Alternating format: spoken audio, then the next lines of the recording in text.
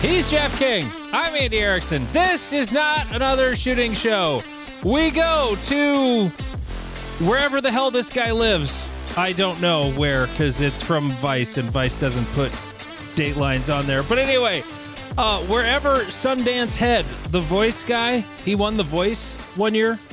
Okay. That TV show, The Voice. I've never watched it, but I know it exists. Okay, so his name is Sundance Head. He looks like a country singer. I'm just going to go with it. He looks like a guy whose name is Sundance Head. Yeah, he does. And he's on the mend after accidentally shooting himself in the stomach. Ooh. Yeah, over the weekend, the singer who won season 11 of The Voice was life-flighted to the hospital with a gunshot wound. His wife, Misty, first alerted fans of the situation in a November 15th Facebook post. Said he was hunting by himself when the incident occurred. Quote, he was out of the vehicle reaching in to grab his .22. When he grabbed it, the .22 came out of its holster and hit the exterior of the Jeep and just right and went off.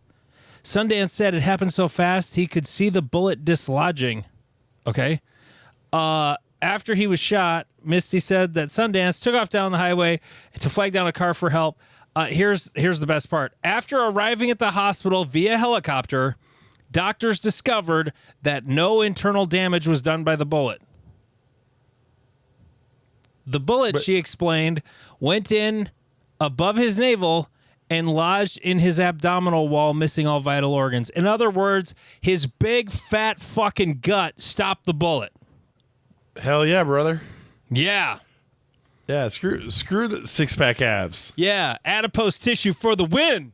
Yes. Yeah, and he's got lots of it. So, if you're thinking about losing weight, just remember, hey, it can stop at 22, Yeah,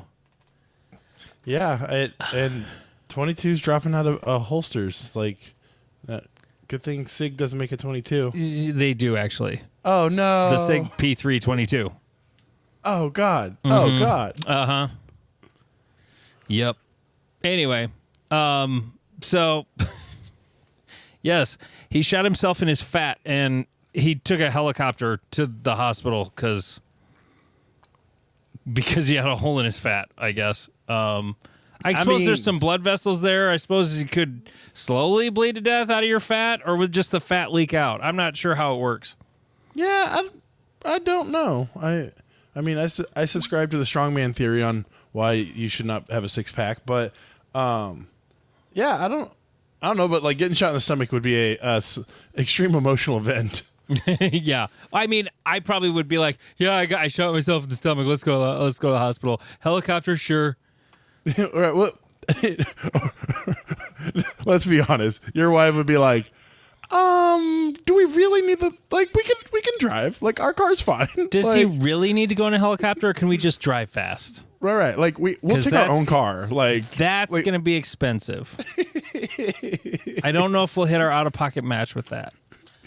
Anyway, patreon.com/not another shooting show. Join our Patreon, and it only costs $3.57 a month, and you get an entire second show every single week. That will come out this Friday when I will be in the Black Hills of South Dakota hunting deer.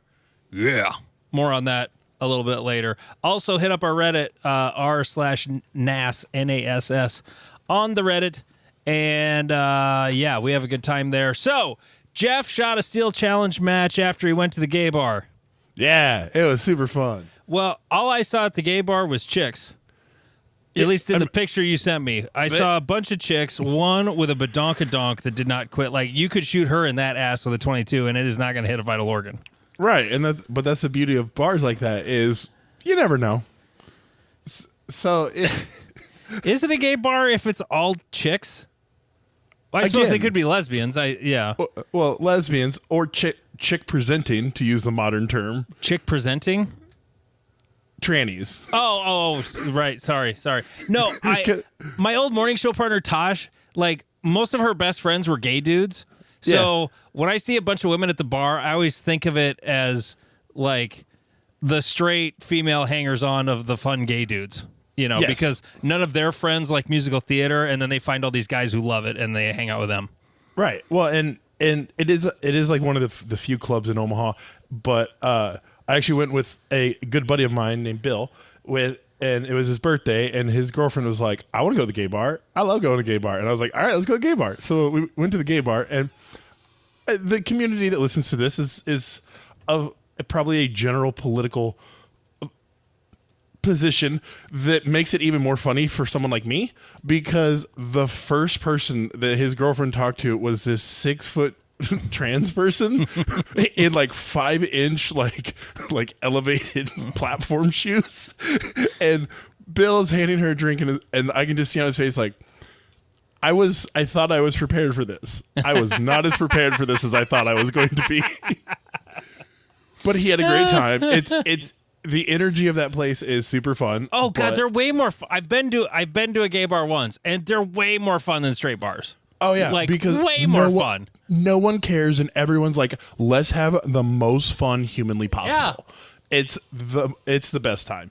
And so I didn't get home till like 1 a.m. and I went and shot a steel challenge this morning. Well, I should say outlaw steel, because we did not shoot the 8 steel challenge. Oh. So there were certain people who did not attend then because of that. I would assume. There might have been, but we actually had a very large newbie group that showed up. Nice. So it actually, I mean, I think Todd said we had 57 guns signed up. So, I mean, for a November steel challenge in the Midwest, that's pretty damn good. Yeah. Well, what did you say? It was 57 a day? Yep. Down there? Yeah, it was like upper 50s here too. It was pretty nice today. So it started in the 30s and made its way up into the 50s. Yeah. So, but yeah, no, it was a fun time. So we Todd had picked these stages. Some of them were actually old steel challenge stages from the 80s. Oh, there were different stages? Yeah, they didn't even used to have like a classification system. Like it just used to be, hey, here's a 5-plate combination, try this. And a few of them were just modified steel challenge stages, but like it was fun to shoot something different. I went extra different, and to continue the gay bar part of this, I shot PCC. Oh. Yes, slay. They're fun as shit. Like PCCs? Oh, hell yeah. They're super fun. Well, I should say, if you get a nice one, they're fun. If you get a cheap one, you're going to have a bad day. Yeah. You're going to have a bad time. Yeah. Well, there's different types of cheap ones. There's the cheap ones that run and the cheap ones that don't run. Well, sometimes there's expensive guns that don't run too, which is usually magazine related. Or they're skeletonized to the point of absurdity. Oh, there's that too. I love my buddy Dave was, because he shoots steel challenge all the time. He was commenting that because of all the egress points and all of the places for the oil to fall out, he would have to oil his gun after every stage. And he's like, I was just tired of all of the smoke and like, oh my God, and oil getting blasted into my face every shot. Do you really need to shave that much weight? Leave enough metal to contain the oil. Well, these people, they're 0.01 second. Oh, but yes. But now he shoots JP5, so he went the other direction, which is like the smoothest shooting PCC there is, from what I've heard. I've not shot one. Yes, it is fantastic, and it's super fun. I'm not a good PCC shooter because I don't take it seriously. Because I have a rifle. Sometimes that works in your favor, though. Sometimes it does. Sometimes it doesn't. And a hangover and 4 hours of sleep probably didn't help either. No. But I was like, I felt like I was struggling. Like, if I could, even Todd was like, you had good runs on every stage. You just could not put 4 good runs together. Right. And I'm like, that's fair. And I mean, on one stage, I was like trying to, because I don't practice with the gun at all, which is a failure on my part. And this one I legitimately don't practice with, Steven. I don't know how to hold it like a good way, because I haven't even taken the time to set it up for how I hold a rifle. And so like I'm trying to figure out like what my hand position is on the gun and like how I should be doing things. And the off keeping my finger off the trigger is actually quite difficult when your hands are gigantic. So like trying to get my finger into the trigger guard is quite annoying. Oh. By the way, why do the dates on the scores say the 12th? Do they say the 12th? Yeah, it says 11/12. Because I see you shot PCC. It's like ENPS November 2024 Outlaw Steel. Yeah. And it says November 12th. Oh, I was like, it's not the 12th. It's the 17th. Yeah, we're bad at least as we're recording. Yeah. You get what you pay for. Practice score 2.0. Oh, I've not heard good things. But allegedly they fixed some stuff. I haven't Nice. used it yet. I'm waiting until no one's talking about it. Then I'll switch. Right. But yeah, so if you have the opportunity to shoot PCC in a match you don't really care about, highly recommend it. Highly recommend it. It is fun. I mean, you're shooting a rifle, and you're shooting steel at 10 yards. Like, it's fun. Mm-hmm. But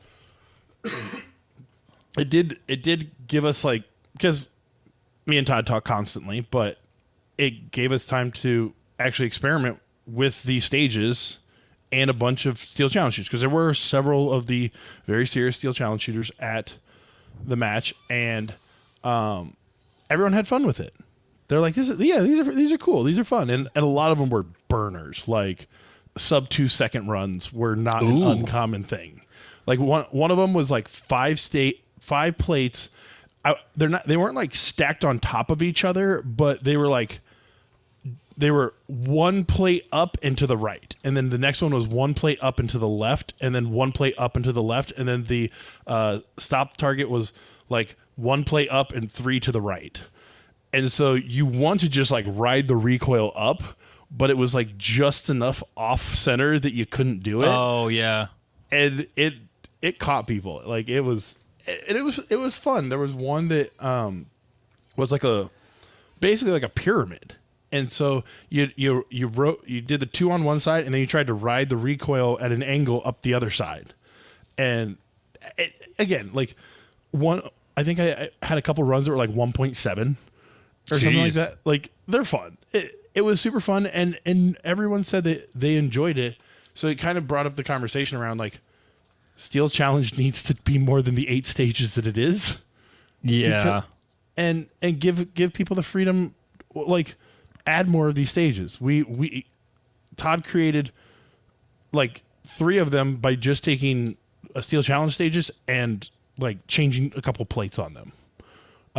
Like, because you shot Cornhusker steel, right? Yep. Like Smoke Room and Hope. fire open, baby. Yep. Smoke and Hope. He just reversed the plates. Oh, made 4 little ones and 1 big one. Yep. I was actually thinking the stage would just be called Draw, and it's 1 big plate at like 30 yards. Yeah, I mean, now I for can the see for the non-draw divisions, it'd be kind of boring. But it's like throw it up, like that's going to tempt you to just like go for it. Right. No, 100%. But I think that for that sport to continue, you need to talk to people who aren't in that sport as much. Like, Steel Challenge is fun, but it has 2 big drawbacks. A, it's the same fucking ones every time. Yep. And the other is it is an ammo sink. Like, it eats ammunition. So, Yeah. Even if you're shooting 22, which granted is the cheap way to do it, you have to go like the minimum number of rounds for a 5-stage match is 125. Yep. Which I didn't really think about when I'm like, oh yeah, Isaiah, let's go to the Cornhusker. Okay. So thank God we were both shooting rimfire divisions. So I'm like, oh, I do not have enough mini mags for this.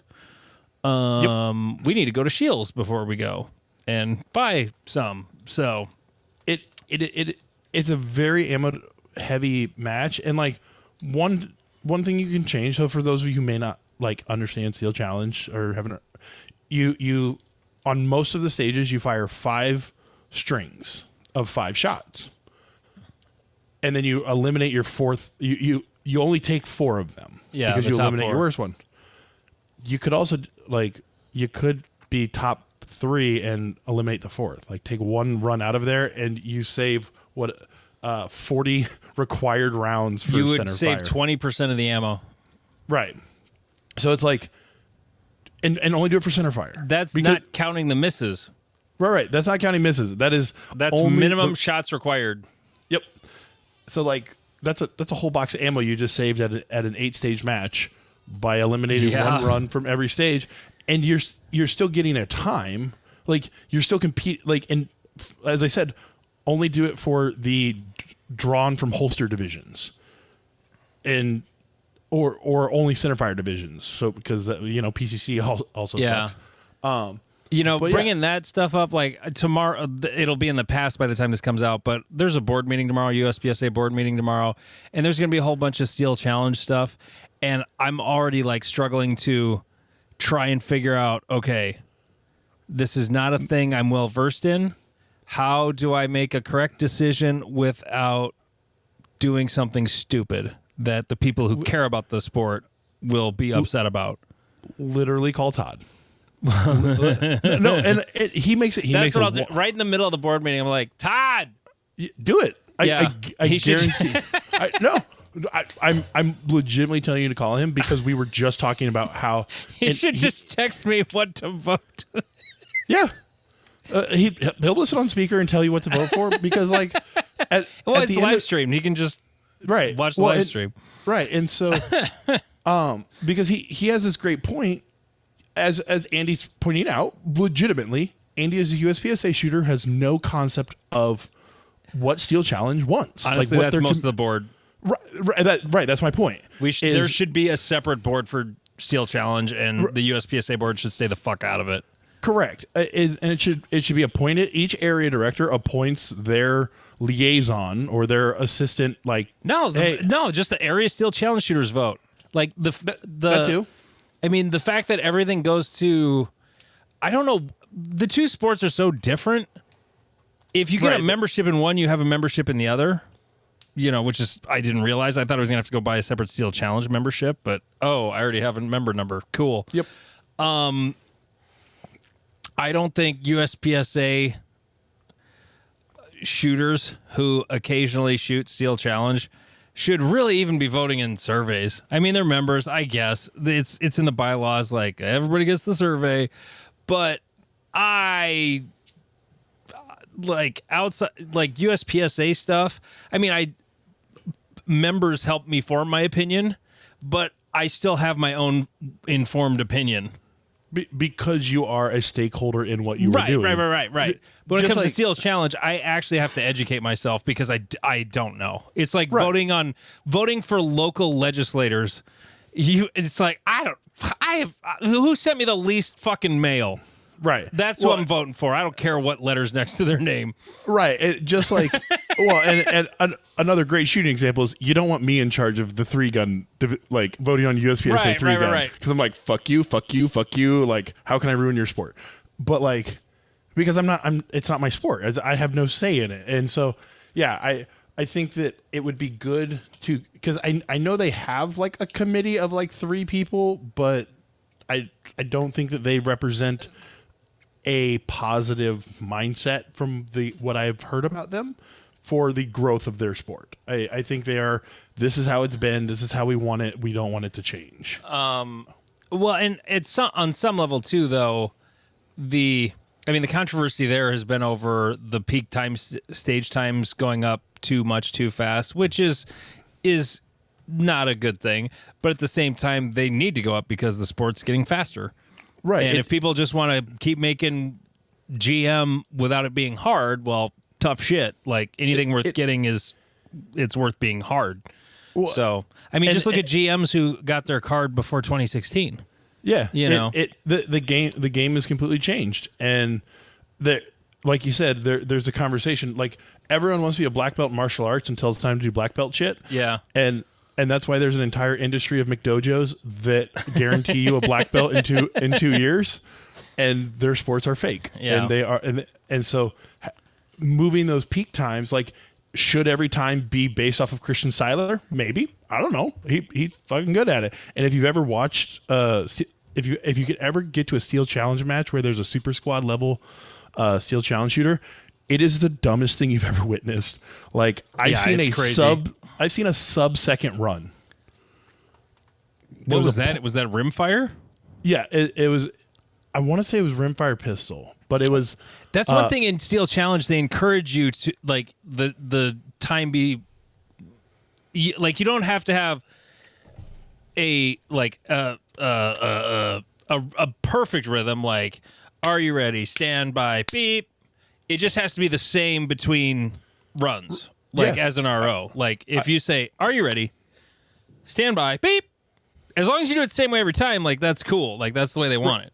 Right, it's because Todd specifically says it's like a drag race. Like you want them to, and they aren't even listening for the beep. They're just hearing the cadence. Yeah, they're jumping the cadence, and it's impressive to watch because even with jumping the cadence, to shoot 5 shots in under a second, is insane to experience.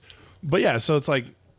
Understanding what you want out of the sport. Is a GM supposed to be these 18-year-olds that you could blindfold them and they can shoot the stage, or is it supposed to be more representative of the whole? Okay, whatever, that's a conversation, but the peak times probably need to go up. But I don't know from what was explained to me, I don't know that the numbers were as good as they thought they were, kind of like the 24 classifiers. Yeah. Where the national champion couldn't even get a GM run. They both got rolled back, so that. Yep. Oh God, you're just reminding me I have a board meeting tomorrow. Fuck. Okay, moving on. So remember when I talked about how I can't be trusted with rifle ammo? Yes. There was another fuck up I just had not investigated yet, or I wasn't aware of. Until I went to the range the following day, because we recorded last Sunday, and then Monday was a holiday, and I took my son to the range, and I went to go shoot my new 90 grain ELDX 6mm arc loads, and now my 6 arc upper has not had a bath in 2 years, and it always gets shot with a can on it, so it is dirty as fuck. I put the mag in. And the 5-round magazines only actually hold 4. If you put 5 in it, you can get 5 in the magazine, but the bolt might stop on the cartridge. There's so much tension on it. So it's really a 4-round magazine. But so I only had 4 in it, and then the first round comes off, and the bolt just sort of like it was going through peanut butter to close. I'm like, uh-oh, that's not good. And so I start hitting the forward assist to try and make it go forward, and it didn't move. And it okay. So then I just pull back, let go, and it's like, well, do I try to shoot this? No, that's going to be a huge pressure spike. We're not going to shoot this. We'll figure this out later. And I have screwed up resizing brass before, where the shoulder was not pushed back far enough, and ammo kept getting. This was 223. Literally at the Zombies in the Heartland match, and my gun died. It would not run. So I just assumed I didn't do that. Turns out, when I got home, the overall length, I don't know what the actual overall length is supposed to be. I'd have to look it up on my phone right now, but I was about a 1/4 of an inch too long. Whoa. Oh, I'm retarded in reloading. I know that's bad. Yeah.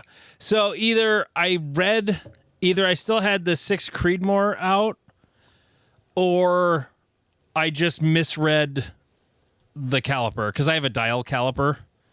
Because when I bought my dial caliper back in 2013, when I first got into reloading, I was really big into The Walking Dead, and I'm like, well, if there's a zombie apocalypse, I don't want a digital one because I want to have a battery. Like, forget about primers, whatever. Right. Now I clearly need a digital caliper. So turns out it was just bullets not seated deep enough. So I seated the bullets to the appropriate depth. And then today I finally shot them. And luckily the hottest load was the best shooting load and had a very nice standard deviation. God, that Garmin is the fucking best thing ever. Is it going to be approved for USPSA chrono? It's already been used. They had it at where did I shoot that had it? They had a pair of them at, it was either Free State or Minnesota. I can't remember which. But they had a couple, had 2 of the Garmin chronographs. So yeah, it's pretty awesome. But no, what was it?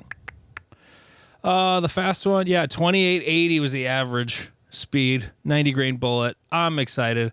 It's not a 30-06, but it'll kill a deer. And then I shot I loaded up some more of the 6 Creedmoor, my Black Hills hunting ammo. That's a 90 grain CX bullet. I'm very interested to see what a copper bullet does to a deer in person. I've heard wonderful things. I shot a group. You can look at the picture I texted you now, Jeff. Oh, okay. So this was I brought bags to shoot off of, so I had a good rest. So I knew actually what was going on with the gun, because I'm usually just lazy about it. I just throw it on a bipod, and I just kind of hold on to my shooting hand bicep with the other arm to just sort of steady the stock. And I mean, it's good enough. I'm just shooting stuff. Well, I got bags down, so I had a totally steady rest. And I didn't pull out a caliper for this, but just looking at it, knowing that those squares are 1 inch, that looks like a 1/2 inch group to me. Yeah, it the looks first quite two effective. are those two that are touching. Those were the first 2 shots. I'm like, where's the fuck is the second bullet hole? Just looking through the scope. I looked through the spotting scope. I'm like, oh, that was good. Okay. and literally, here's the best part about this, though. All 5 of those bullets landed in the bright orange bullseye circle, like the 1 inch circle. I didn't even adjust my fucking dials. Oh, that's awesome. I love when that happens. Like, I haven't adjusted zero with that rifle with any ammo I've shot out of it in like 2 years. It's just like, oh, this is 6 Creedmoor. It doesn't matter what you're shooting. It's all so fast. It's all just going to pretty much land in the same place at 100 yards. It's awesome. It's such a fun caliber to shoot. It's a little on the light side for deer, but it's certainly big enough. And I would never shoot an elk with it for sure. Yeah. But deer, antelope, absolutely all day long. And I'm super excited that it shoots that well. Now all I have to do is not fuck it up. Those minor details. Minor details. I also took another batch of the 10 millimeter out because Tanfo Timmy's giving me small pee-pee syndrome. Did you see the shit he was posting? No. He's going to shoot a deer with a 44 Magnum. Good man. Oh, fuck.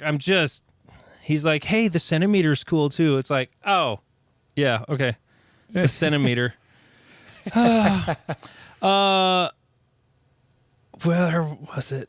Oh, I'm in the wrong app. I'm looking at I want to look at the Garmin app, not the fucking Reddit.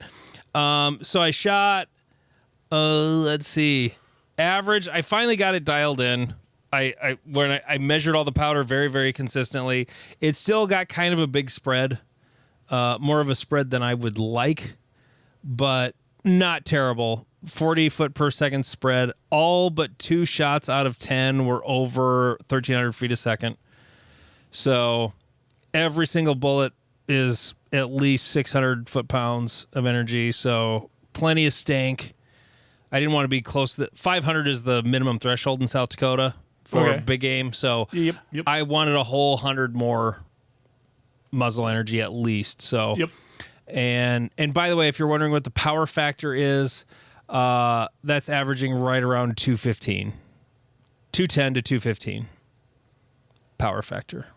So a little spicy. It's a spicy meatball. Anyway, so that's all for me to go hunting next weekend or this coming weekend. And when this comes out, I'll be leaving Thursday to start hunting Friday morning out in the Black Hills. And I do something that a lot of people do it. It's actually my preference now. Like, especially if I'm hunting alone, I don't want to fuck with a tent. I don't want to go to a hotel room or a cabin or whatever. I just want to sleep in my truck where I'm going to start hunting, especially in a place like the Black Hills. If you're not familiar with the Black Hills, it's not a huge region, but it's like a micro mountain range. And like it tends to be, there's Forest Service roads all over the place. and they're very windy. And oh yeah, if we could be in a helicopter, we'd be there in like 5 minutes because we would just jog 10 miles and we're there.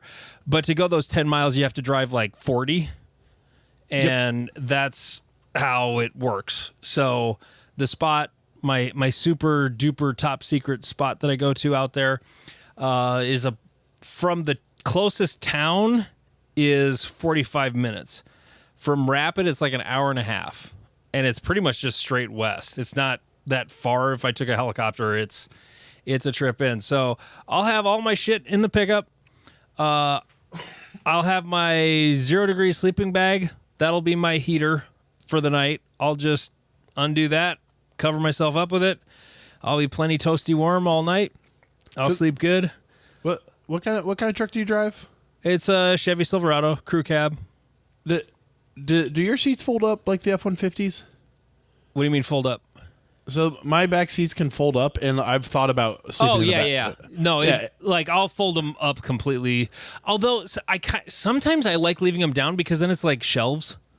Yeah, I'm quite large, so I have no thought. No, about on that. the side I'm sleeping on though, those will get. And last year I actually folded them all up, and that was the way to go because then I could lean the seat back farther.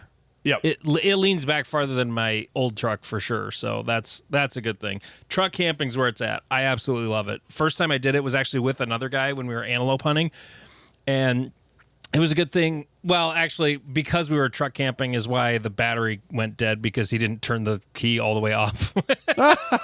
So we woke up to a dead battery in the morning. Luckily, we were in the spot we were hunting, but he just flagged down a guy on his way to work and got a jump and got it started. But yeah, so I'll lean that back. I've got some Mountain House freeze dried meals for supper, and I'll have instant oatmeal for breakfast. Ew. And it's just, I don't like oatmeal. I don't eat it any other time of the year, but instant oatmeal when I'm hunting is a super convenient thing to eat. Oh, 100%. 100%. And I'm just a bougie bitch. And I get the flavored stuff, like the maple brown sugar. Like that shit's pretty good. I'm not going to lie. And when I smell it now, it just reminds me of hunting because it's the only time I eat it. Yep. Is when I'm hunting. You get that weird nostalgia. Oh, yeah. Smell nostalgia. I love this stuff because of nostalgia. And you're like, you don't eat this any other time. You're like, yeah, that's why it's nostalgia. And every time I want to bring like food to prepare, and I've done that before, and it always reminds me, oh yeah, now I remember why I don't do this, because then I have a mess to clean up afterwards. Yep. Freeze-dried food is so easy because I heat up water in the jet boil. It boils. I pour it in the pouch. I zip the pouch. I sit there for 10 minutes. And depending on which one, some of them you need to let them boil, let them soak a little longer. Anyway, after 15 minutes, I open it up. I let it cool down for another 5, and then I eat it. And then I throw that in my garbage bag, and I'm done cleaning up. Right. Except for my fork that I just lick both sides and then I tuck it away. As one should. That's how I clean my fork. Yeah. So, yeah, no, I plan to get up at the ass crack of dawn, way before the ass crack of dawn, actually. Whatever sunrise is, my plan is to start hiking in. The spot I'm going to is the nearest road is about 600 yards from this water hole that deer hit on their way to places. It's a highway, and so depending on which way the wind is blowing will depend on where I sit. So basically I'm going to sit downwind from the water hole, whichever direction that happens to be, and I'll hike in, and I will go slowly. And there's lots of deadfall in this area. Lots of deadfall. There's lots of deadfall everywhere in the Black Hills, because even if that area hasn't burned, like there's always dead trees around, and there's going to be a lot of shit on the ground that I'm going to have to like climb over, step over, and whatnot. And so it'll take me a while to, it's not even a half mile, but it'll probably take me a half hour to walk in, just because of that. So as I'm saying that, I should probably leave more than an hour ahead of sunrise, because then shooting light is a half hour before that. And yeah, so anyway, that's the plan. And then a deer's gonna walk by, and I'm gonna shoot it. I'm gonna gut it. I'm gonna take it back to the truck, And then if I get one on the first day, that'll be kind of anticlimactic. I was literally just about to ask, like, as a hunter, getting on the first day, are you like hell yeah, or are you like, well, shit? I guess. I'm never upset, but it's cooler when you work for it. Right. You know, when you got to suffer for it. Whether I get one if I get one at the end of the day at that spot, you know, because if nothing comes through in the morning but a bunch of does and a forky buck, like I'm not going to shoot any of those on the first day. Right. I only have 3 days there, so I'm not going to be real picky because the goal is meat. So, right. I mean, I'm definitely not shooting a doe on the first day. I will shoot the first deer that walks by me on Sunday for sure. Yeah, no, that makes sense. I'm my brain is equating it to a fight. It's like you kind of want to at least go to the second round. Like if you walked up and like knocked a dude out in the first punch, you're like, well shit. That was a lot of preparation for nothing. Right. Like I kind of built this up into more in my head. Okay. That's kind of how it went for me when I shot the biggest deer I ever shot. Shot this huge buck in Sully County, just straight north of Pierre in the central part of the state, very close to the Missouri River. I shoot this huge deer. Was hunting with my dad. Got that great picture of me and him butchering the deer in the parking lot of the Quality Inn in Pierre. And then the next day, he hauled my deer home for me, and then I headed to the Black Hills because I had a Black Hills tag. That's the last time I had a tag was 2020. And I go to the day I got there, I went hunting in the evening to a spot I'd been before and seen deer and didn't see anything. Went to the hotel, slept. And then I was still so tired from dragging that big son of a bitch out. I slept in, took my time, and got to the spot I'm going to this year at about noon. By the time I got there, was not in a hurry, just took my time, hiked in. I was sitting there 20 minutes before the deer I shot walked by. It was just that quick. And yeah. So, and like, it wasn't the biggest buck I ever shot, but it was a unique buck, and it was meat. And so and I'm not one of these people who looks at antlers on the internet and masturbates. That's not my thing. I know there's lots of people who always confused me. Yeah. Oh, you gotta let them grow, Like, I showed the deer I shot, the biggest deer I ever got. I showed a picture to a friend of mine, and this other guy there was like, and he was serious. He's like, oh, I'd have let him grow. I would have never seen that deer ever again. That was on public land, surrounded by a bunch of, somebody was going to shoot that deer that year if I didn't, for sure. So, like, those people, I fucking hate those people. They're so annoying. I just, yeah. Anyway, I'm super excited. I got no animals last year, and if I get done early, I am going to bring a shotgun with, maybe do a little pheasant hunting on the way back. Or can you just do that? Like, what do you mean? Well, do you have tags for pheasants, or do you? Or no, you don't need tags for pheasants. That's just a small game license. Oh, okay. Like again, going for those who don't know how how much of an idiot I am for the hunting. Go to our hunting episode. Yeah, the hunting. Yeah, I have 2 whitetail deer tags, for specific regions, and then my small game license. I can shoot pheasants or squirrels or whatever. Hey, be careful shooting squirrels and bunnies. Did I tell the story that I found out that a local cop shot my coach in the chest shooting a rabbit? No. Yeah, so I found this podcast. So for those who don't know, my Muay Thai coach, he passed away a couple years ago. And I found this podcast that he did that like told his story. And I was like, oh man, this is super cool. Like I was hearing a bunch of stories I never heard before. And he goes, and I knew he'd been shot, but I superimposed 2 different stories of people getting shot hunting. So I thought he had like gone to finish an animal and shot himself. That was actually a acquaintance of an uncle of mine. But so this cop who's a 3-gun shooter, him and my coach were like, they were going deer hunting, but they were like, hey, that stand of trees is good for bunnies. So like, let's go kill bunnies. And I'm like, and so they were like walking through the brush or whatever.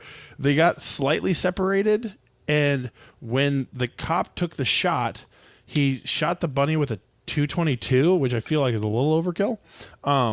And the ground was frozen, so it hit the frozen ground, ricocheted at a 90-degree angle, and shot my coach in the chest, and ended his kickboxing career. Whoa! He was training for a kickboxing world championship fight at the time. What? How much of the bullet hit him? I don't remember specifically. I'd Obviously, more not just frag. So yeah, and not the whole bullet. So the only reason he survived is because the town they were in, the local doctor was a transplant from New York from like the 80s when New York was basically a war zone, and so he was used to gunshot wounds, and he was like, I know exactly what to do right here. And afterwards he goes, yeah, if I wasn't here, you'd be dead right now. Damn. So yeah, it may have been like the full bullet or like a large portion of it. But yeah, that's my hunting story. On that note, I have NASS Dad Jokes. I actually when we're getting ready for the show, I said, "Wait, do I have some dad jokes?" Oh yeah, I got dad jokes. I forgot. I finished off a few. Okay, here you go, Jeff. Have you tried USPSA blindfolded yet? I have not. You don't know what you're missing.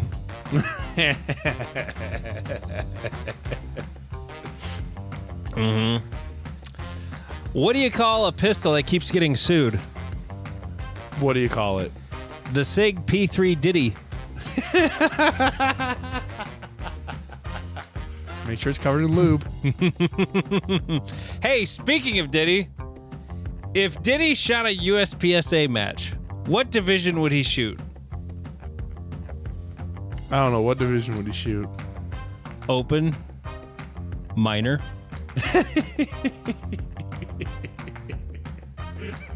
Those 55-gallon drums of lube would come in handy. That's the one I was laughing at before the show. I was a little too proud of it. Because I forgot I even wrote it. And then I read it. I'm like, oh, yeah. Let's go. It's a little dark. But anyway. So there you go. Just 3 of them. I won't do them unless I at least got 3. And they're kind of worth doing. NASS Dad Jokes. All right. Which, by the way, so we have this other game that we play from time to time called Name That Gun. And a thing I want to start doing is we're going to cherry pick some Patreon members and have them join us on the show and square off against each other for the for some sort of prize. Like it might be my Range Panda sticker I got with my Hundo funnel. I bought a Hundo funnel, by the way. Those are good. Oh God, yeah. There was a discount code the day after the election. He had he had a something Trump 2024 or something like that discount code. So I ordered one, and yeah, I only had like 60 rounds to put in it, but it worked good. No, I'm not going to give away someone else's stickers. We'll come up with something, and even if we don't come up with something, even if we don't give anything away, it'll just be like, hey, you won. Hey. Yeah, and for those who like, we will also talk to you about like get a little backstory on you. Yeah. But just something for fun, you know. Yeah. And we'll figure out a way to figure. I don't know how we'll, because I don't want to like cold call or cold text or email like 10 people and go, oh no I can't, like, or I don't want to. Yeah, I'll probably have like a form on our website. We do have a website, but we don't use it. I'll put the link there, and that's where it'll be. So how about that? Perfect. All right, moving on. Liberals be buying guns. Yeah, speaking of the election, so with the uncertainty of the world at all times, because we live in uncertain times. As someone once said, I'm tired of living in interesting times. The election happened, and it did not go the way that certain people would have preferred it to go. And it's got a lot of people on edge, and it's super interesting how many people are reaching out to me because a lot of them may not know my politics, but they know I'm into guns, and they're like, hey, what kind of gun should I buy? Because everyone asks, what's the best gun I should buy? And you have to sit there and be like, it probably doesn't matter. Like, buy whatever you want. You're not going to shoot it anyway, so whatever. Right. But it did remind me of a very important thing. I'm a capitalist at heart. I'm a hardcore capitalist. Yes. Patreon.com/notanothershootingshow. Exactly. Don't alienate people Who are about to spend money in your store. Yes.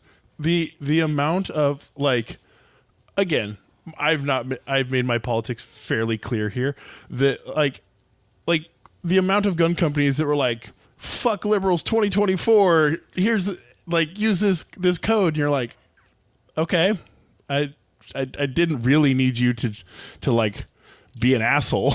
Like, you could have just been, look forward to our sale at Black Friday. But there was like an ammo company who Supervel. No, it wasn't Supervel. It was a different one. They weren't. They wouldn't sell to Biden voters. Like, they had a question on their website. Phoenix Ammunition, is that? I don't remember. I think that's what it was. I feel like I remember, but like that's it.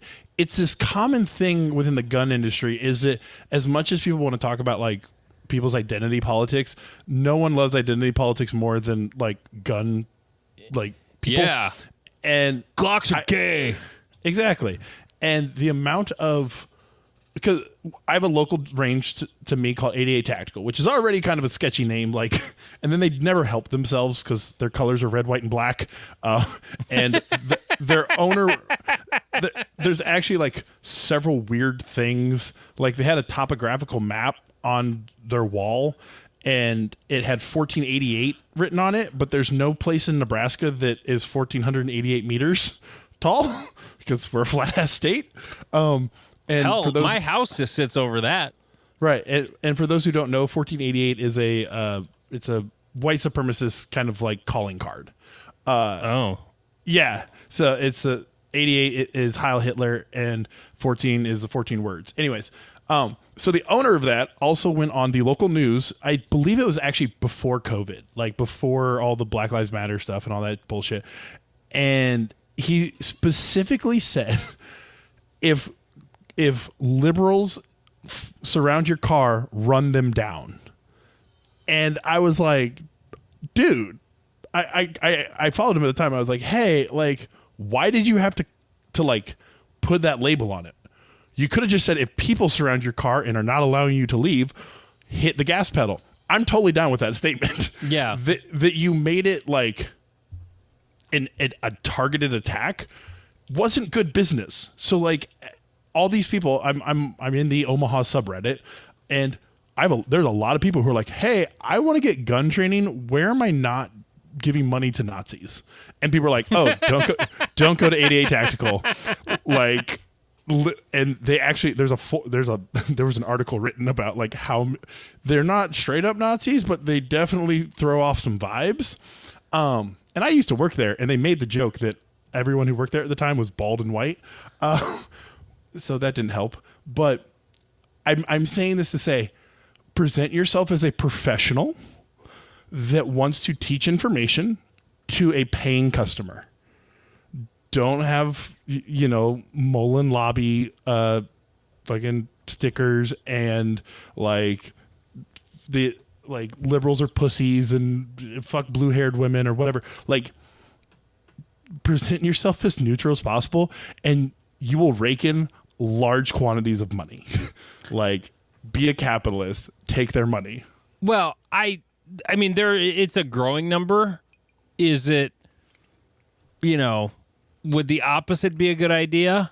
No, that would be a worse idea, I think. If you were, like, if you had a like the gun store, but like the gun store sign was like rainbow. A rainbow. Yeah. And you would not be everybody has to your blue crowd. hair and and their name's Pat and right. stuff like that. You know, I mean, would that be good for business for a gun store? Probably not. Right. Generally, but at the same time, to me, all it comes down to is just you're only hurt by the stupid shit you say. Yeah. You know, if you just don't say anything, it's fine. You know, if your customer comes in and they're saying a bunch of crazy shit, like even if you agree with it, just be like, you know, Yeah. because you know that person over here who just looks like your average American dude might be an actual hardcore leftist who's on the verge of spending $3,000 on a scar. Yeah. You don't know.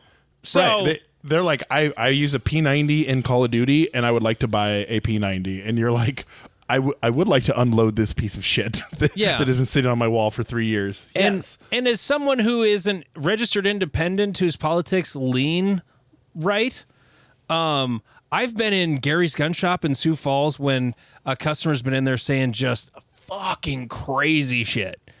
And I'm cringing, like I am having the worst secondhand embarrassment ever just listening to this guy. Mm-hmm. And I am uncomfortable and want to leave. And I'm there to buy gunpowder, you know? Yeah. So, like, don't foster that environment if you don't have to, if you want to continue making money. Or not that you're not going to keep making money, but, like, you could be making more, you know? Right. I mean, there is the joke that liberals are the rich elite. And here's a phrase I'm going to give everybody. It's the best phrase ever. Gotcha. They be saying some crazy shit. You'd be like, gotcha, bud. You didn't agree with them. You didn't acknowledge. I understand. I acknowledge that you spoke to me. But it sounds more positive than okay. Yes, exactly. It sounds like agreement, but it's not. Exactly. Mm-hmm. And, gotcha, bud. I like it. Uh-huh. Gotcha. I like it a lot. And because I use that rule in my gym because having a political environment in a place where you are literally throwing hands with each other, not the best idea, but it is fairly common. It's super weird. But yeah, I have a rule. I'm a capitalist. I'll have a Black Lives Matter class and then 2 hours later have a only cop class. I would do it in a heartbeat as long as they paid me enough. I'll even put the flags up and take them down every time. If you pay me enough money, I don't actually care. Yes, I'm a whore is what you're saying. I prefer mercenary. Mercenary, whore, whatever. We're all whores at a certain degree. Yeah, I mean everybody's got a price. $20 is $20. Well, I would say 25, but moving on. You shot a Shadow 2 compact. Yeah. It was my buddy Nick got one in a trade, and I finally got to shoot one. And it's a Shadow 2, so it's awesome. Except for it's weird because it's not a Shadow 2 and it feels wrong. Because Nick has never picked up a gun that he has not modified in some way, shape, or form. And he also cannot put normal grips on anything. They have to be the shiniest thing ever, which I appreciate. Like, we have too many, like, black, coyote brown, olive drab green. Like, make your guns fun. But it made me really like copper want one. plate your gun. Would that even work? Could you copper plate a gun? Probably. You'd have to worry about it oxidizing and turning green. Oh yeah, that would be a bummer. But like my buddy Jay hard chromed his, but he thinks that they hard chromed every like internal part as well because he said the trigger got to the point where he didn't feel safe with it. Oh. But if I wasn't as cheap as I am, I would 100% like Cerakote and hard chrome all of my guns and make them the dumbest things possible. Well, Cerakote's cheap. Hard chrome's not cheap, from what I understand. But I'd also laser engrave a bunch of dumb shit on the side of my guns because I'm an idiot. But like, I want to laser engrave the childish drawing of a wiener, or rocket ship, whatever. I just want like bump, tower, bump. I want to put Obama 2012 on the side of my Shadow 2. Just to throw people off.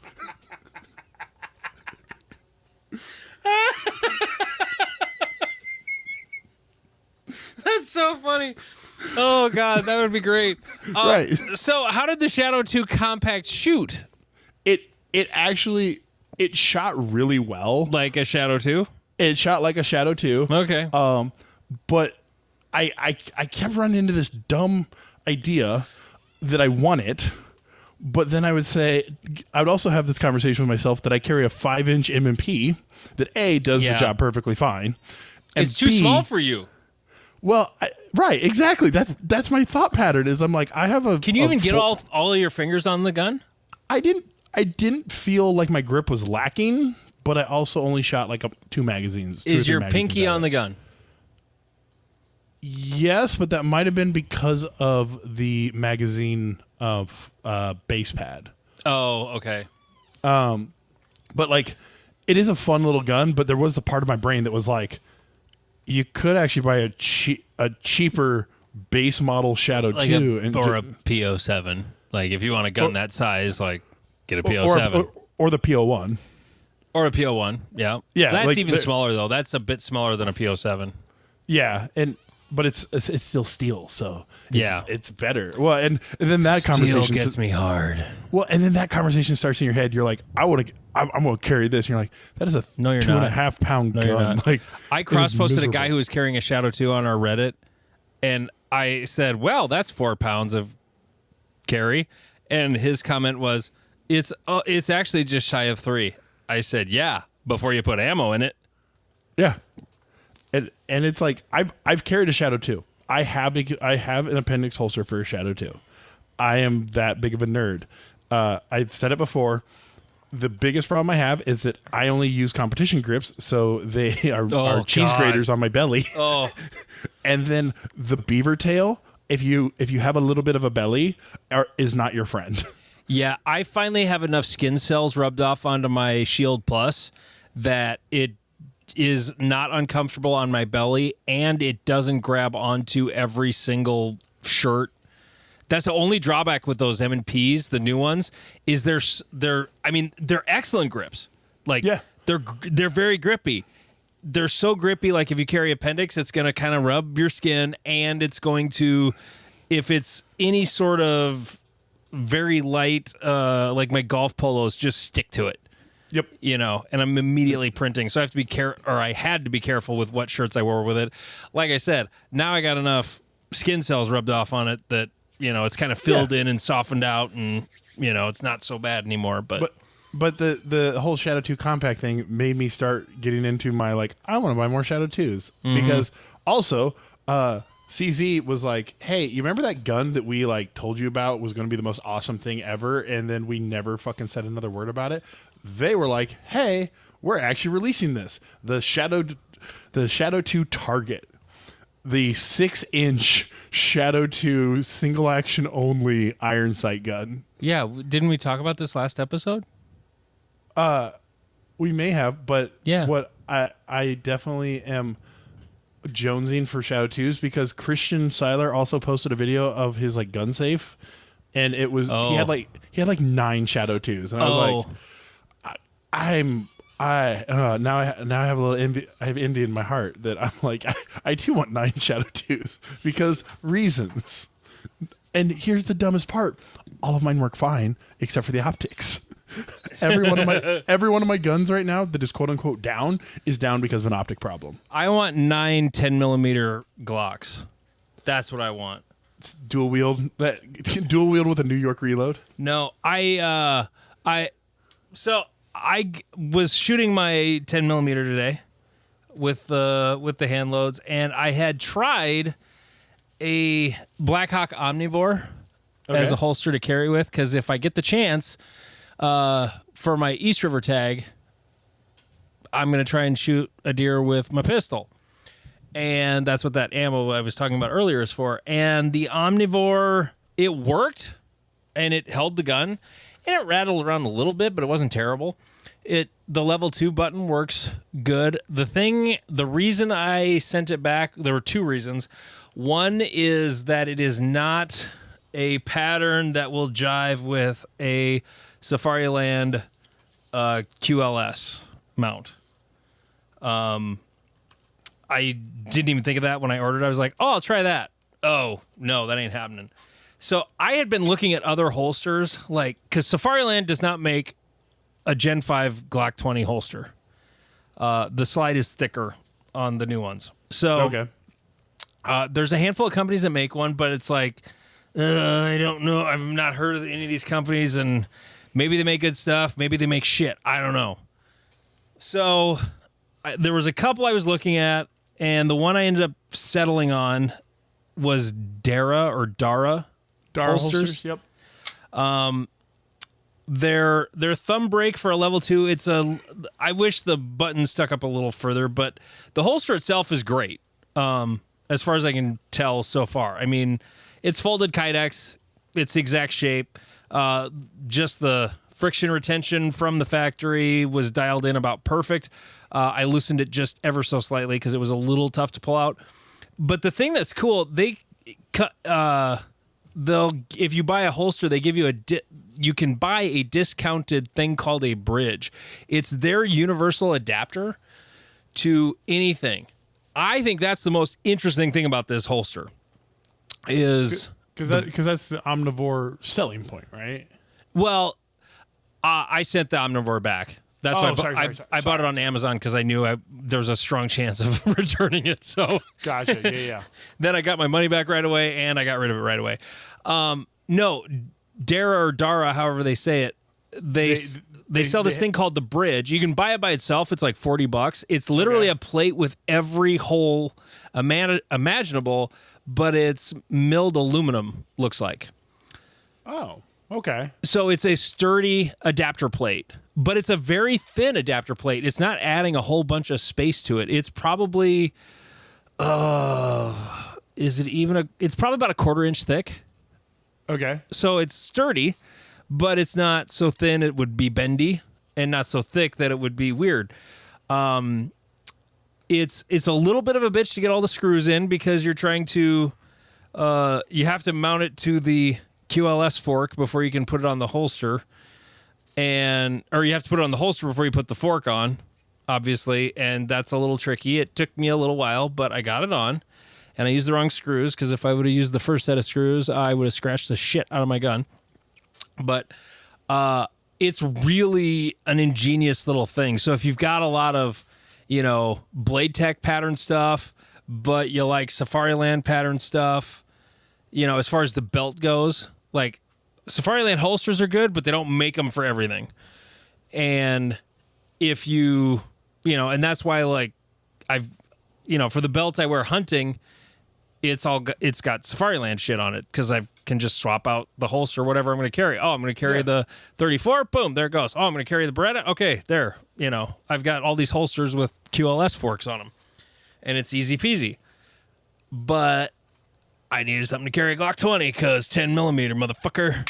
And yeah, I very much like the holster. It's pretty sturdy. The thing I like about the hood is it's not like, oh, we have a hood, it'll keep the gun from falling out, but the hood's like, 3/4 of an inch above the back plate of the gun. This hood is like right at the ass end of the gun. Like right there. Oh, so it's not going to rattle around if it does get loose. Yeah. It's like even if I loosened up the friction tension of the holster, it's not going to be bouncing around up and down a whole lot because that hood is right there. So, no, highly recommend so far. I mean, I did a little shooting with it today and, not a ton, but it's for a light bearing holster. It doesn't have I'm not going to exactly be scooping it. It's not as easy to hit the button as a Safariland is, but it's, it comes out every time. I didn't have any trouble with it. So yeah. No, would recommend so far. Again, barely used it, so I can't really speak to it. But yeah, that's pretty decent. If you want a level 2 holster, and I got it for hunting. That's what it's for. Because I fall down a lot when I'm hunting. No, I do. I'm walking around in sketchy places and you fall down. It happens. I don't fall down a lot, but I do fall down.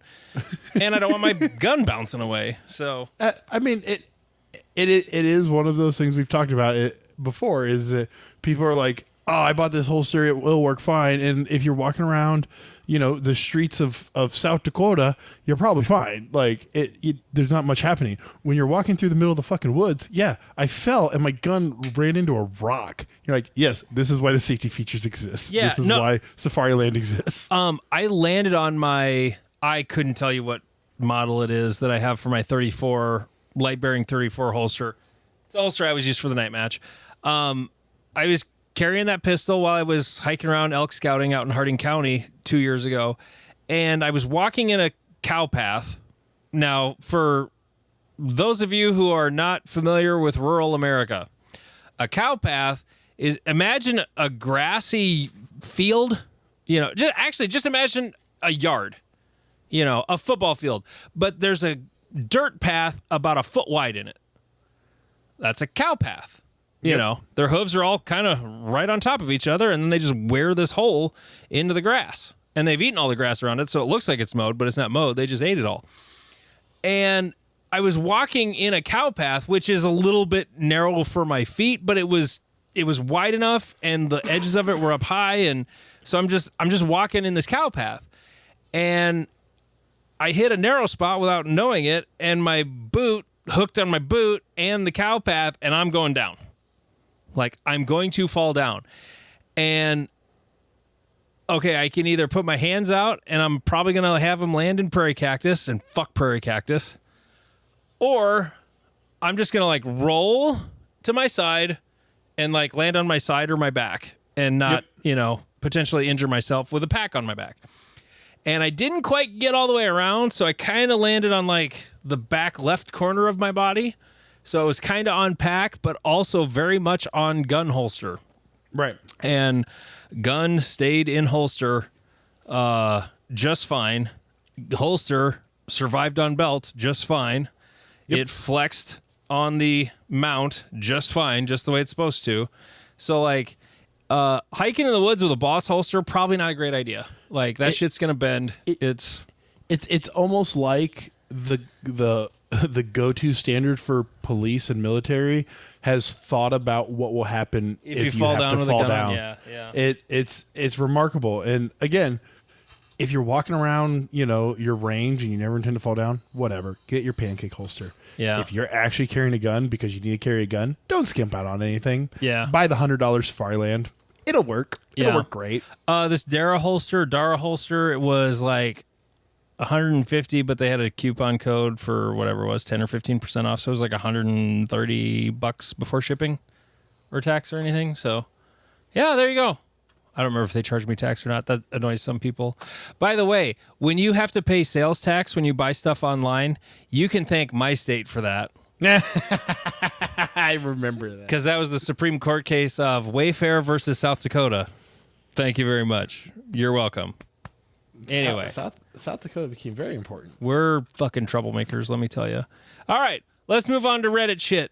Okay. We still have a bunch more stuff. We'll save that for the next show. Last week, we were trying to think of lefty GMs, and we're like, couldn't think of one. Not one. And we said, we know we're leaving somebody out. And I got a message from somebody the day it came out, right away, Adam Maxwell. He's been on the show before, 3-gun dude, but he's also a lefty GM in limited optics and I think single stack. So There's one. Another one I'm kind of surprised I didn't think of was Tim Herron. He's been a GM forever. He's a lefty. John Batista was another one I got a name. I shot with him at Area 3 3 years ago. Just didn't think of him. And then because somebody posted a bunch, they mentioned Rob Latham. Rob Latham is right-handed. Yep. That threw me off. He also so the original question was the idea of who can I follow to watch someone left-handed. Yeah. And Rob Latham does not post videos, or I don't know that I don't know that he actually competes that often anymore either. You'd have to go look for like the 1990 USPSA Nationals on YouTube. It's awesome. Rob Latham is 40 years younger, and good God, it's before his knees went bad, and he's fucking fast. Brian Enos is shooting on there too. Like, it's the OGs, and everybody's shooting the same division. It's only one division. Yeah, because it used to just be, I don't even know if they called it a division, but it was essentially open. It was like, hey, show up, shoot the match. And I am going to mention the other really obvious person we should have mentioned that neither of us thought of. Like, really obvious, like completely fucking obvious, because I do know him personally, and Jeff really knows him personally because he lives in his town, and that's Joel Park. That we just didn't think of. It was not throwing shade or anything. In my defense, he hasn't shot a local match in a while. So he wasn't top of mind for you, sure. Right. But yeah, it did. When you said that, I was like, I texted. Oh fuck! I gotta feel like an asshole. I actually texted Jeff. Let me go back up because it was after we recorded, but it might have been before the episode dropped. I was like, hey, where is it? Oh, I'm not finding it. Doesn't matter. But okay, you remember? Oh yeah, here it is. Remember when we were trying to think of a lefty GM? I was hoping you were going to answer, and then I was going to drop the punchline. Yes. Neither of us thought of Joel. Yeah, it wasn't intentional. We thought of fucking nobody. We couldn't think of a single one. Right, and there's three we should have for sure. Like I should have thought of Adam Maxwell. I should have thought of Tim Herron. And I should have thought of Joel. Yeah, and John, I don't know that well, but he's a notable guy too. It's also that thing, like when you get asked a basic ass question, like in real life, like in that exact moment, you're like, shit. It's like I always use this as my example. One time I was in a class and someone else got asked the question, thankfully, and they were like, "How many time zones are there in the world?" Yeah, 24. Right. My brain like added to somewhere. There could be more because there's some that are like on the half hour. Right. So India is on the half hour, and then China has its own, and then Spain's actually on its own. It's a whole thing. Anyways, but there's 24. There's 24. but my brain just threw out this random fucking number like 27 or something like that, and I'm like, yeah. And then they answered, and they were like 24, and the teacher was like, yeah. I don't know why some idiot wouldn't say 24, and I'm like, well, I'm really glad I didn't get asked that question. There are some variations like half and quarter hour differences, so there could be as many as 40 time zones, but standard time zones, there are 24 of them. Yep. So there you go. That was learning you didn't know you were getting from this show this week. Okay. More Reddit shit. What would be causing... I was at the range with a friend, trying different firearms, using factory ammo. His Glock 34 had several light strikes, failure to fire occurrences. I was getting multiple in a row, as many as 5 back-to-back. I put the same ammo on my Glock 17 and 47, and there was never an issue through several hundred rounds. What are items to review on that 34 to get it to consistently cycle and fire? Well, the number one thing I would check is the striker spring. 100%. They is probably not heavy enough to keep a stapler running at this point. People really like going super light on their striker springs in Glocks, and it is a recipe for a gun not going off. So, that's part of it.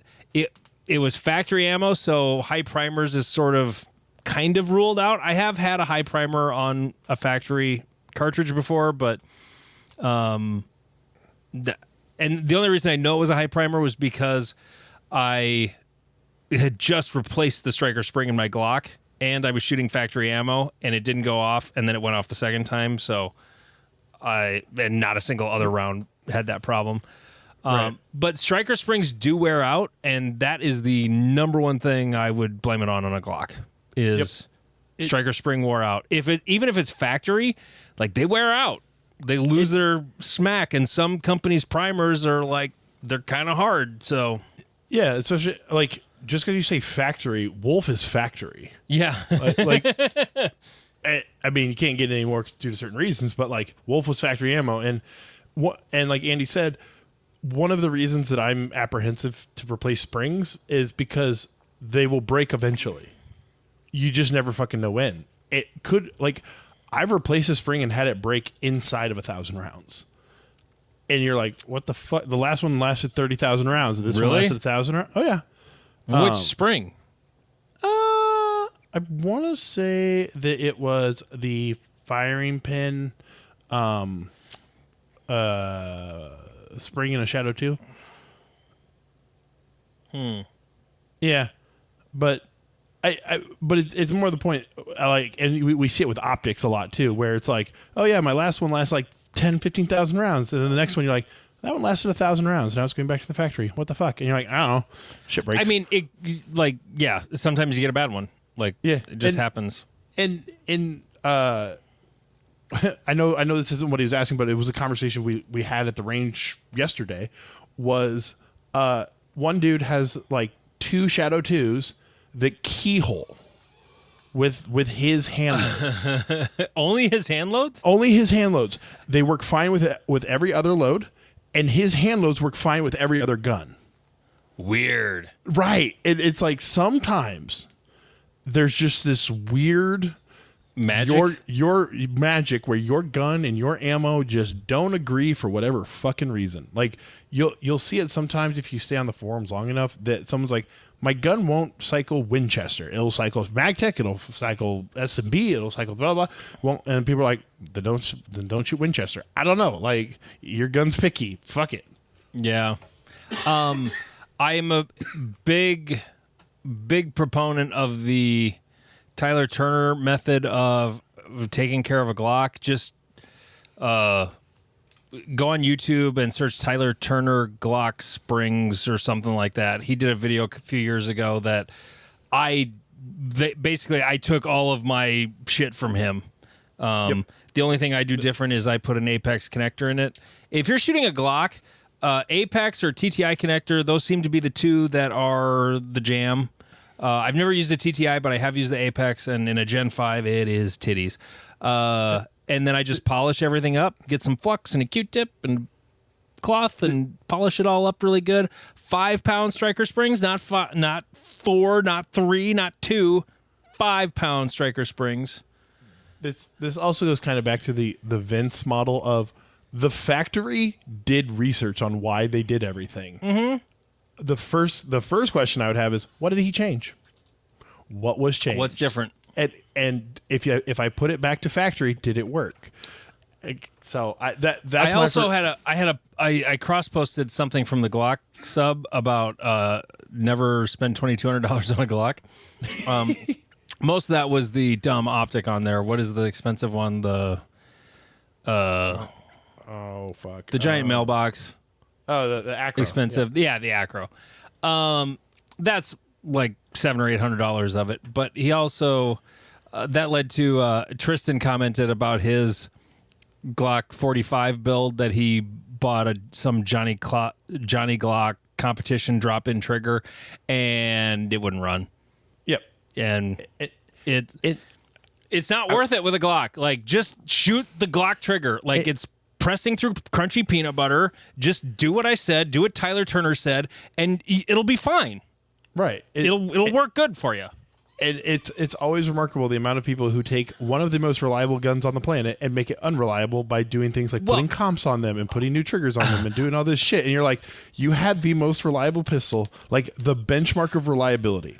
When people are like, it's as reliable as a Glock. Like, they are the standard. Yep. And so yeah, there are certain things, like one of the comments in the thread, which was a good one, is like, hey, check the firing pin channel. Like, maybe there's some gunk in there that could be that it's slowing down. It's not the first place I'd look, but it could be. But yeah, who knows? Like maybe a piece of powder just like got in there somehow. Like we've all had dumb shit happen. And sometimes you just it doesn't get put back together quite right. Like my Gen 4 has never been the same ever since I last took it apart to like do a deep clean, which is why I don't deep clean Glocks. I just hose them out with some sort of spray like the Hoppy's Gun Medic that we talked about on the last Patreon episode. Oh, that shit's great. Like I'll do the deep gunk clean with that, but I'm not taking it apart if I don't have to. The problem with the Gen 4 is you got to change that trigger spring every now and then, and that requires taking the whole thing apart. And yeah, it was never the same. It got heavier after that. That's why I haven't taken my guns apart. Yeah. Well, that's because you're scared. Yes, 110%. Mm-hmm. Okay. Other Reddit shit. I saw somebody posted Ankeny, Iowa, where they have the Iowa section. They did a night match. Hell yeah. And they filmed it. Somebody had thermal out there to film it. The video is really cool. That's on our Reddit right now. NASS on Reddit. Yeah, that YouTube video with the thermal, that was fucking cool. Really, really cool. I mean, it looks like it looks like fucking Call of Duty. It's so cool. Oh, they even had like an activator right out of the gate. And they're doing a rifle match. We may need to do like an actual rifle match. A big boy rifle match? Big boy 5.56 rifle match at the next night match. Oh, I hadn't watched the video. I'm watching it right now. This is cool as fuck. Dope. Like, yeah. And going to a very off-topic thing is like, there's a lot of conversation about the war in Ukraine that night vision is the last generation. Now, if you do not have thermal, you are not playing on the right level. And this is why. Like watching this, I'm like, holy shit! I can watch the bullet holes in the cardboard due to the show heat. up. Yeah, yeah, because there's no longer a cold thing, and now there's a gap. And look how much the brass glows. Yeah, that's awesome. That is so cool. Yeah, so this the bullets hitting the ground. Jesus. Yeah, it's freaking epic. Are they wearing? No, they're not wearing masks. That's just what the thermal does to their face. I thought they were wearing like skull, and that breast is hitting him in the face. You gotta go check that out. Thanks for posting that, Dan. That's awesome. Yeah, please go watch this. Like Dan, next match, if you can come to Ankeny, you need to bring whatever camera this is. This is fucking awesome. Oh yeah, dude, bring that camera to our night match. You'll shoot for free. Yeah. No, hell yeah. This is not like I can as an RO I can call the hits on the stage. My gun club's just gonna have to buy a FLIR. That's what it is. Because we got RO people. So we'll just get a FLIR. Get one of those FLIR monocular things. We're just like, that was 2 Alpha, 2 Alpha, 2 Alpha, 2 Mm-hmm. Alpha Charlie, Alpha Charlie. They're trying to be like, is that Alpha Charlie? And you're like, dude, I'm looking at it from 25 yards. I don't know. Yeah, that's so cool. I've kind of resisted doing the rifle match because it will get more Timmy, but God, I want to do it. I still want to do it. The one nice thing is that like rifles are A, easy to see where they're pointed, and B, more instinctive to like, hey, keep it pointed in that direction. Yeah. Well, maybe. Depending on their profession. Yes, but the timidness is a thing. I was running sound at church today, and one of the deacons was kind of hanging out, chatting with me. He's an SRO at my daughter's high school, and I showed him this video, Dan's thermal. He's like, "Oh, dude, that's cool," and I was telling him about our night match and our night vision rule, how it's completely unfair, and and I even admitted to him like, no offense, dude, but just because you're a cop or in the military, it doesn't mean I'm going to let you use night vision in the match. And he just chuckled and goes, "That's fair." It's nice when they know their own community. And he works with those people. He might be one of those people. I don't know. But anyway, let's see. Did we do enough damage? Oh yeah, yes. we have. This is plenty of show. Well, thank you so much for listening. We're having a ball doing the show, and Jeff, you're gonna get your first paycheck from the Patreon here pretty soon. It's gonna be so big, you might be able to buy 3 bricks of primers. Yes. After I buy software and stuff.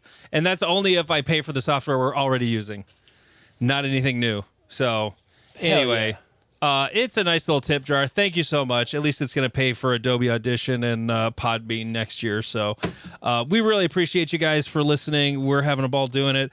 Get on our Reddit. Get involved with that. That is so fun. Like the conversations we have in there, it's a hoot. Sometimes it's just shit talking. Sometimes it's a deep conversation. You never know. And sometimes we talk shit about other dumb things people do on Reddit. So reddit.com/r/NASS. Thank you so much for listening. He's Jeff King. I'm Andy Erickson. This is Not Another Shooting Show.